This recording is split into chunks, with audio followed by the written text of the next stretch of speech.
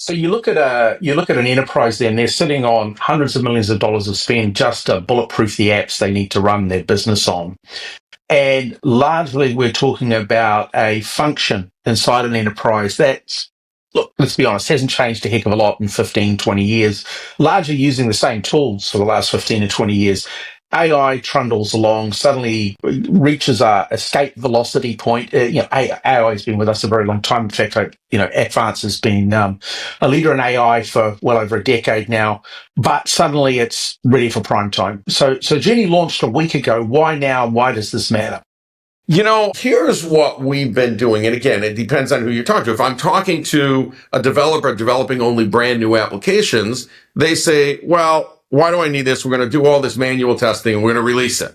In fact, I talked to someone just a few days ago about that. And I said, that's great. And you released it. And now it's in a pile of 5,000 other applications. Oh, well, that's a different group that does that. Go talk to the CIO. So you talk to the CIO and they go, oh, you have no idea how big of a headache I have. And so tell me about the headache. Well, we have X amount of IT spend, $1 billion. 25 to 30% of that is involved in software QA. That even the developers don't really know about because it's going on over here, right? But it's a huge pile of money and a huge effort and very long delays, weeks or months. And it's been now in the modern software QA world, that started with Mercury and Rational. Let's go back in history a little bit. That's 1995. It's 1995. And at that point, we had ways to write automation scripts, and we had the advent of the recorder. And so if you look at end-to-end testing, we have two methods today. You have basically Selenium, which is writing by hand. I should say you have manual testing, which is still the majority of the world. It's of that pile of applications, 70% of all end-to-end testing roughly is still manual. It's done manually. Nobody ever automated those regression tests. And that's what it's called, regression tests, right? Because I made a change in the application. It still has to work the way it was designed to. I have these written test cases that has to happen. So you've got about 70% manual. Then most of the rest of the 30% is literally writing by hand scripts, usually in Selenium, could be in another language, usually Selenium. And Selenium has been around. It's a 20-year-old language. It has not kept up with the advancements we've got in web applications, mobile applications, etc., in my opinion. And it has a slow, right? It has a certain basis of what you can do. In general, someone who's really good can probably plow out 30 steps an hour. Interesting. But we've had recorders. In fact, we had modern recorders for several years that can do easily 4, 5, 6 times that, right?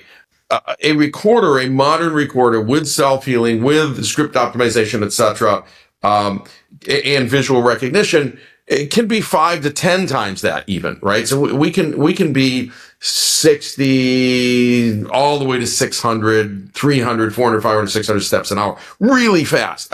Basically, you're limited by the speed of the application. I can't record the next step without the application responding with the next step. And so that's 2, 3, 4 seconds. And then I've got 5 or 10 seconds for the human to think about it. And then they click on the next thing or execute the next thing or fill in the next thing. And that writes a script step, right? So practically I can't go faster than about, 1 step every 10 seconds. And so you can figure out what that is. That's 6 steps a minute. And so, it's 300 to 400 steps an hour. That's as fast as a recorder can go. That's the limit. And that'd be someone who's really good, who really knows the application. Okay.